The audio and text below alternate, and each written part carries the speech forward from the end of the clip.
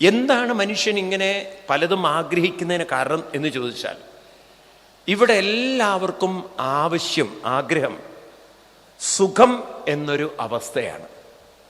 സുഖമായിട്ട് ജീവിക്കണം.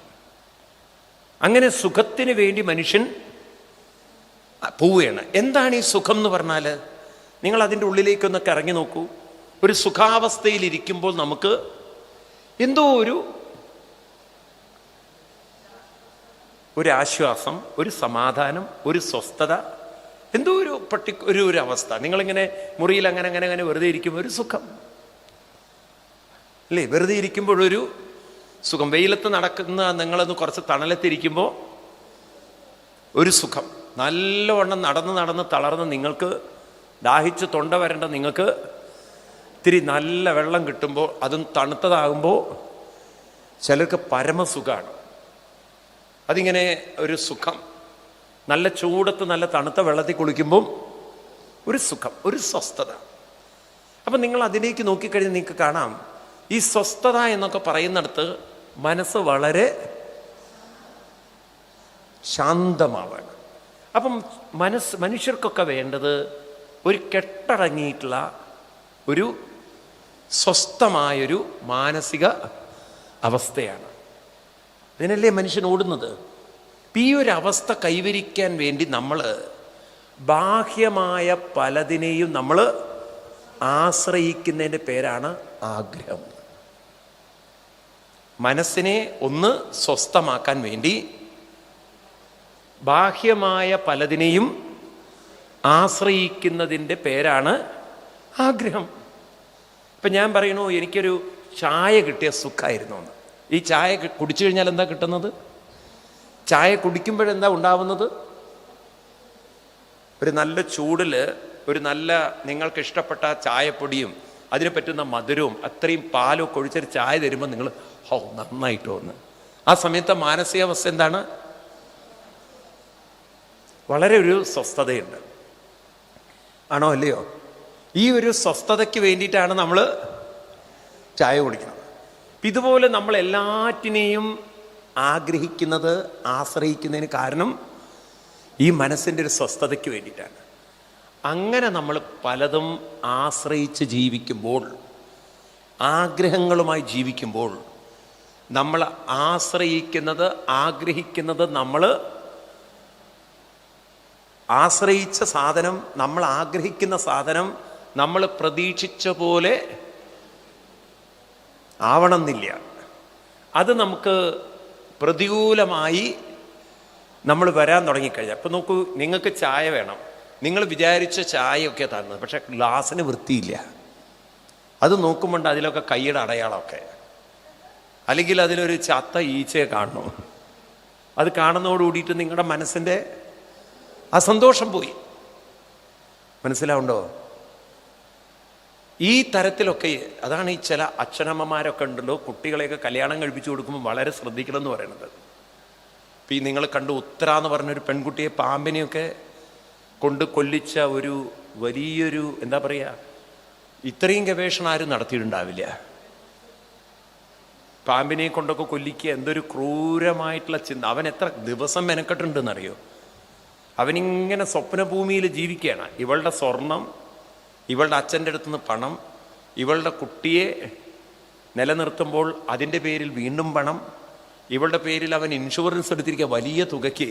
കാരണം ഇവനറിയാം ഈ പെണ്ണ് മരിക്കുന്നുള്ളത്. അതവൻ ഇൻഷുറൻസ് എടുക്കുമ്പോൾ പ്രത്യേകിച്ച് ആ ഏജന്റിനോട് ചോദിച്ചിട്ടുണ്ട് അത്രേ, പാമ്പ് കടി ഏറ്റാലും മരിച്ചാലും കിട്ടുമോ എന്നുള്ളത്. അപ്പം അങ്ങനെയൊക്കെ ഉള്ളൊരു വിദഗ്ധനാണ് ഈ പാമ്പിനെ കൊണ്ട് കടിപ്പിച്ചത്. പക്ഷേ ആ പൊട്ടൻ അറിഞ്ഞു ഇതൊക്കെ കണ്ടുപിടിക്കാൻ വഴികൾ ഉണ്ടെന്ന്, എങ്ങനെങ്കിലും ഈ സത്യമൊക്കെ തെളിയുന്നുള്ളതും. മനസ്സിലായില്ലേ? പൊട്ടൻ അവൻ പെട്ടുപോയി. അവനൊരു പക്ഷേ അതാണ് ആര് പറയുന്നു ടി വി ചാനലിൽ, ആദ്യം ഒരു പാമ്പിനെ കൊണ്ട് കടിപ്പിച്ചു, അതിൻ്റെ ട്രീറ്റ്മെൻറ്റ് നടന്നുകൊണ്ടിരിക്കുക. അതിലെങ്ങാനും ഈ പെണ്ണ് മരിച്ചു പോയിരുന്നെങ്കിൽ ഈ സത്യം ഒരാൾക്കും കണ്ടുപിടിക്കാൻ പറ്റില്ലായിരുന്നു. അവർ രക്ഷപ്പെടും. പക്ഷെ കാലം അവനെ രക്ഷപ്പെടും. അതാണ് എല്ലാറ്റിനും ഉണ്ടല്ലോ ഒരു ദൈവനിയോഗം. എന്തോ ഒരിക്കൽ ആ പെൺകുട്ടിയുടെ അച്ഛനും അമ്മയും ചെയ്ത ഒരു സുഹൃതായിരിക്കാം. പക്ഷെ ഇവിടെയൊക്കെ ഞാൻ പറയണത്, ഈ പെൺകുട്ടികളെയൊക്കെ കല്യാണം കഴിപ്പിച്ചു വിടുമ്പോണ്ടല്ലോ, ആ കുട്ടി അത്ര മാനസികമായൊരു എന്തോ ഒരു മെച്യൂരിറ്റി കുറവുള്ളൊരു പെണ്ണാണ്. അവൻ പണം കണ്ട് കല്യാണം കഴിച്ചാണത്രേ. അപ്പോൾ ഇവരൊരു വിൽപ്പനച്ചരക്കാക്കി വിട്ട പെണ്ണാണ് ഈ പെണ്ണ് എന്നാണ് ഞാൻ പറഞ്ഞിട്ടില്ല. അതിൻ്റെ സത്യാവസ്ഥ എനിക്കറിയില്ല. പക്ഷെ ഞാൻ പറഞ്ഞു വരുന്നത് വെച്ചാൽ ഇവർ വീട്ടിൽ നിന്ന് തള്ളി അതിനൊരു ജീവിതം കിട്ടുന്നു. പക്ഷെ ഇവന് ഇവളുടെ സ്വർണ്ണേ വേണ്ടു, ഇവളുടെ കൂടെ ജീവിക്കാൻ അവന്, കാരണം മാനസികമായിട്ട് അവന് തമ്മിലൊരു ഇതില്ല. അപ്പം അവൻ നോക്കുമ്പോൾ എന്താ കാണുന്നത്, പൈസ എടുത്തിട്ട് വേറെ ഏതെങ്കിലും ഒരു കല്യാണം കഴിച്ച് സുഖമായിട്ട് ജീവിക്കുക. നോക്കൂ നിങ്ങൾ. അപ്പോൾ ഒരു മാനസികമായൊരു ഉയർച്ച വന്നിട്ടില്ല എങ്കിൽ തൻ്റെ ജീവിതം അപകടത്തിലാണോ എന്ന് പോലും അറിയാൻ പറ്റില്ല. ഇന്ന് സകല പെൺകുട്ടികളും ഇതൊക്കെ ഒന്ന് വായിക്കണം. ഈ ഓങ്കാരമായ പൊരുൾ മൂന്നായി പിരിഞ്ഞുടനെ അത് വായിച്ചാൽ മാത്രം പോരാ, ആങ്കാരമായതിനു തൻ്റെ മനസ്സിനെ താൻ തന്നെ ഒന്ന് കാണാൻ ശ്രമിക്കുക. ഈ മനസ്സിൻ്റെ ചലനം കണ്ടുപിടിക്കുമ്പോൾ, നമ്മുടെ മനസ്സിലുള്ള ചിന്തകൾ കാണാൻ ശ്രമിക്കുമ്പോൾ, ഏകാഗ്രമാക്കുമ്പോൾ മറ്റു മനസ്സുകളുടെ ചലനങ്ങളെയും അറിയാൻ പറ്റും. ഈ ജപിക്കണം എന്നൊക്കെ പറയുന്നതിൽ വലിയ അർത്ഥമുണ്ട്. നമുക്ക് മുന്നോട്ട് പോകുമ്പോൾ കൂടുതൽ കാണാം. ഡെയിലി നമ്മൾ ഈ ഓങ്കാരം ജപിച്ചാൽ മതി. പ്രത്യേകിച്ച് പെൺകുട്ടികളൊക്കെ ഓങ്കാരം ജപിക്കണം. ഈ ഓം എന്ന മന്ത്രം ഉണ്ടല്ലോ, നിങ്ങൾ പറഞ്ഞു കൊടുക്കണം ജപിക്കാൻ. നിങ്ങളുടെ കുട്ടികളോട് പറഞ്ഞു കൊടുക്കണം. ഈ ഓങ്കാര മന്ത്രത്തിന് അത്രയൊരു പ്രസക്തിയുണ്ട്. ഇപ്പം നമ്മൾ എങ്ങനെ ജപിക്കണം എന്ന് വെച്ച് കഴിഞ്ഞാൽ, മനസ്സിനെ ഒന്ന് ശാന്തമാക്കിയിട്ട് പിന്നെ ആ ശബ്ദം ഉയർത്തി ഉയർത്തി കെട്ടടങ്ങി, അങ്ങനെ അതിൻ്റെ സീക്വൻസ് നമ്മൾ മനസ്സിലാക്കുക. ഓം. എന്തിനാണ് അങ്ങനെ ചൊല്ലുന്നത്? ഓം. ഇങ്ങനൊരു 10 or 100 പ്രാവശ്യം ഇങ്ങനെ പതുക്കെ ചൊല്ലിയാൽ മതി. ഓം ഓം. ഈ ശബ്ദം നമ്മുടെ ശ്രദ്ധ പിടിച്ചു പറ്റും. ശബ്ദം അപ്പം അതിൻ്റെ ആ ഒരു സൗണ്ടിന് നമ്മളൊരു ഫ്രീക്വൻസിക്കൊരു മാറ്റം വരുത്തുമ്പോൾ അത് കൂടുതൽ നമ്മുടെ ശ്രദ്ധയെ ആകർഷിക്കും. അപ്പം നിങ്ങൾ കണ്ണടച്ചും ചൊല്ലിക്കൂ ഓം ഓം. ഇങ്ങനെ ജപിക്കുമ്പോൾ തന്നെ നമ്മുടെ ശ്രദ്ധ അതിലേക്ക് വരുമ്പോൾ ബോധം, ഈ മന്ത്രം ബോധമുണ്ട്. ചൊല്ലുന്ന ആൾക്ക് ബോധമുണ്ട്. ആ മന്ത്രത്തെ അവർ ചൊല്ലുന്നതിലും ബോധമുണ്ട്, ശ്രദ്ധയുണ്ട്. ഈ സമയത്ത് മറ്റുള്ള ചിന്തകളെല്ലാം മാറി ഇതിൽ തന്നെ നിൽക്കുമ്പോൾ ഈ ഒരു ഏകാഗ്രതയുള്ള മനസ്സുണ്ടല്ലോ, പലതും നമുക്ക് സൂക്ഷ്മമായതിനെ കാണിച്ചു തരും. സൂക്ഷ്മത കൂടുന്തോറും പല കാര്യങ്ങളും നമുക്ക് ഉള്ളിൽ തന്നെ നമ്മുടെ ഉള്ളിൽ കാണാൻ പറ്റും. അതായത് മനുഷ്യൻ്റെ മനസ്സിന് പലതും കൂട്ടി വായിക്കാനുള്ളൊരു കഴിവുണ്ട്. പലരുടെയും പ്രവൃത്തിയുടെ പിന്നിലുള്ള ഉദ്ദേശശുദ്ധിയെ നമുക്ക് കണ്ടെത്താം. ഞാൻ നോക്കുമ്പോൾ ഈ കുറ്റവാളികളൊന്നും ചെയ്യുന്ന പ്രവൃത്തി ഒരു ആക്സിഡൻ്റലല്ല. ഇപ്പം നോക്കൂ, ഈ ഉത്രയുടെ കാര്യത്തിൽ തന്നെ എത്ര ബോധമില്ലാതെയാണ് ആ പെൺകുട്ടിയെ വളർത്തി. നോക്കൂ, മരിച്ച പെൺകുട്ടിയെ നമ്മൾ കുറ്റം പറയരുത്. കുറ്റം പറയേണ്ടത് ആ രക്ഷിതാക്കളെയാണ്.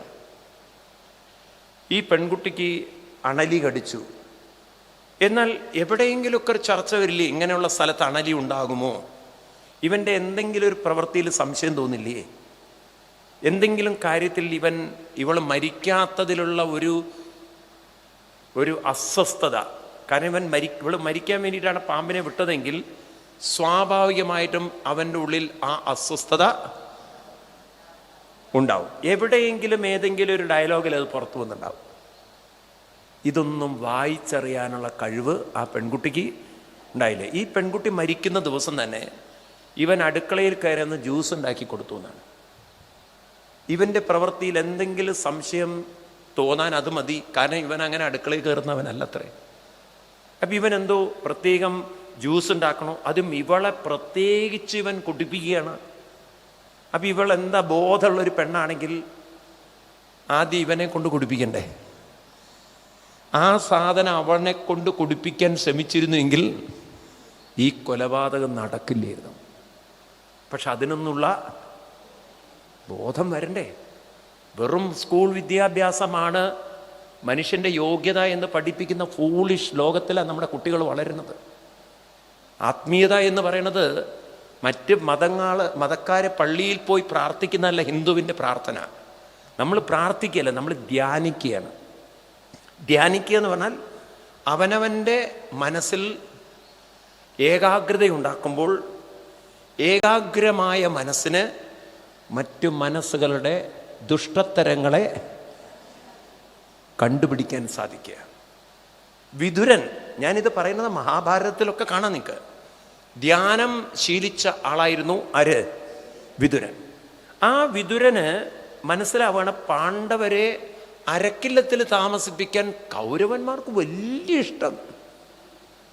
ഇത്ര സ്നേഹം ഇതുവരെ കണ്ടിട്ടില്ല. ഇവരുടെ ഈ പെരുമാറ്റങ്ങളും അതിലുള്ള ശ്രദ്ധയും അതിലുള്ള താല്പര്യവും കാണുമ്പോഴേ വിതുരർക്ക് എഴുതാപ്പുറം വായിക്കാൻ പറ്റി. എന്ത് ഒരു കൊടും ചതി തന്നെയാണിതെന്ന്. അദ്ദേഹം കൗരവന്മാരറിയാതെ പഠനം നടത്തിയപ്പോൾ അരക്കുകൊണ്ടാണ് ഈ വീടുണ്ടാക്കുന്നത്. അതുകൊണ്ടാണ് അതിനെ അരക്കില്ലെന്ന് പേരിട്ടത്. അരക്കുകൊണ്ടാണ്. ഇതെന്തിനാ അരക്കുകൊണ്ടുണ്ടാക്കുന്നത്? കാരണം ഇവരെ അരയ്ക്കാനാണ്. വിതുരൻ വിട്ടുകൊടുത്തില്ല. വിതുരൻ കൈക്കൂലി കൊടുത്തുകൊണ്ട് അവിടുന്ന് രക്ഷപ്പെടാനുള്ള മാർഗമുണ്ട്. ഇവരുടെ കുബുദ്ധിയൊന്നും പറഞ്ഞു കൊടുത്തില്ല. പാണ്ഡവരോട് രഹസ്യമായി പറഞ്ഞു, സംഗതി നിങ്ങൾ പോവുക, രക്ഷപ്പെടാനുള്ള വഴിയൊക്കെ അതിലുണ്ടാക്കി വെച്ചിട്ടുണ്ട്, രക്ഷപ്പെട്ടുകൊള്ളുക. പൊട്ടൻ ദുര്യോധനൻ അറിഞ്ഞില്ല ഇങ്ങനെ തൻ്റെ മനസ്സിൽ നടക്കുന്ന കാര്യം വായിച്ചറിയാൻ സാധിക്കുന്നൊരു വിതുരനുണ്ടായിരുന്നു. മഹാഭാരതത്തിലുള്ള കഥയല്ലേ? ആണോ അല്ലയോ? ഈ തരത്തിൽ നിങ്ങൾക്ക് എത്ര കഥകൾ വേണം രാമായണത്തിൽ? അതുപോലെ തന്നെ സീതാദേവി രാമൻ്റെ ശബ്ദം കേട്ട് കരയുമ്പോൾ ലക്ഷ്മണൻ പറയുന്നുണ്ട്, ഇതൊന്നും രാമൻ്റെ ശബ്ദമല്ല ദേവി, എനിക്ക് തീർത്തും അറിയാമെന്നുള്ളത് ഇല്ലേ? പറയുന്നില്ലേ? നിന്റെ നാശം അടുത്തിരിക്കുന്നു എന്ന് പറയുന്നുണ്ടോ?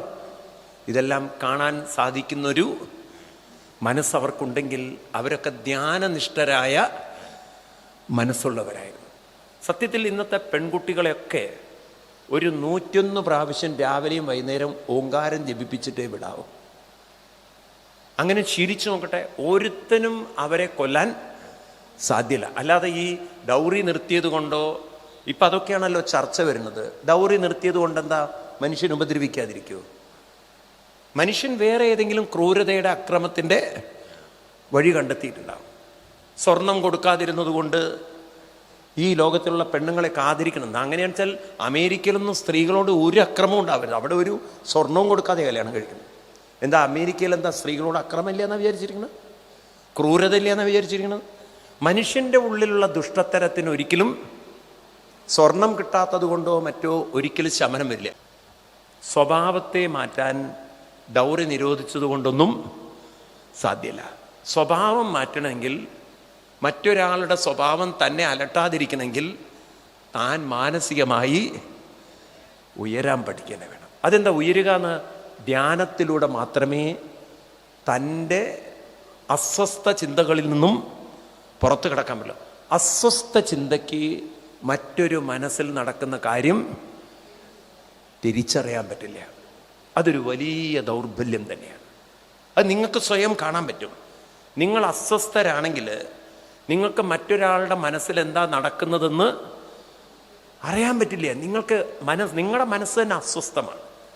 എന്നാൽ നിങ്ങൾ ശാന്തമായിട്ട് നിരീക്ഷിക്കുമ്പോഴാണ് നിങ്ങൾക്ക് മനസ്സിലാവുന്നത് എന്തോ ചില പ്രശ്നങ്ങൾ. അതുകൊണ്ടാണ് ഒരു ഉപാസനയുള്ള ഭാര്യയ്ക്ക് അസ്വസ്ഥനായ ഭർത്താവിൻ്റെ മനസ്സ് മനസ്സിലാക്കാൻ പറ്റും. അത്രയും ഉപാസകയാണ് സ്ത്രീയെങ്കിൽ. ഒരു ഉപാസനയായുള്ളൊരു അമ്മയ്ക്ക് മക്കളുടെ അസ്വസ്ഥത മനസ്സിലാക്കാൻ പറ്റും. എന്താണ് ആ മനസ്സിലൂടെ കടന്നു പോകുന്നത് അവരുടെ മുഖം കാണുമ്പോൾ കാണാൻ പറ്റും. ഈ തരത്തിലൊക്കെ നമുക്കൊരു ധ്യാന സംസ്കാരം വേണം. അതാണ് ബോധം വരുത്തുവതിനാളായി നിന്നവര്. നമ്മൾ ബോധത്തിലേക്ക് നമ്മൾ തിരിയണം. ബോധത്തിലേക്ക് തിരിയാന്ന് പറഞ്ഞാൽ എന്താണ്? ബോധത്തിലേക്ക് തിരിയാന്ന് പറഞ്ഞാൽ ബോധത്തോടുകൂടി നമ്മുടെ ചിന്തകളെ നിരീക്ഷിക്കുവാനും ആ ചിന്തകളിൽ നിന്ന് പുറത്ത് കടക്കാനാണ്. അപ്പം എങ്ങനെ ചിന്തകളിൽ നിന്ന് പുറത്ത് കടക്കുക? ചിന്തകളിൽ നിന്ന് പുറത്ത് കടക്കുക എന്ന് പറയുന്നത് അത്ര എളുപ്പത്തിൽ നടക്കുന്ന ഒരു പ്രക്രിയയല്ല. കാരണം ചിന്തകൾ അത്രയും ആഗ്രഹങ്ങളിൽ ഡെവലപ്പ് ചെയ്തുകൊണ്ട്, ആകർഷണം അത്രയും കൂടുതലായതുകൊണ്ട് നമുക്കിതിൽ നിന്നും പുറത്ത് കടക്കണമെങ്കിൽ ഒരു ഉപാസനയിലൂടെയോ ധ്യാനത്തിലൂടെയോ മാത്രമേ സാധിക്കുള്ളൂ. അപ്പോൾ ഒരു ആകർഷണത്തിൻ്റെ കേന്ദ്രം മാറ്റണം. നമ്മൾ ഒരു മന്ത്രത്തിലേക്ക് മനസ്സിനെ ശ്രദ്ധ തിരിച്ചു വിടുമ്പോൾ അത് തന്നെയാണ് ബോധം വരുത്തുവതിന്. നമുക്ക് ബോധം വരണം.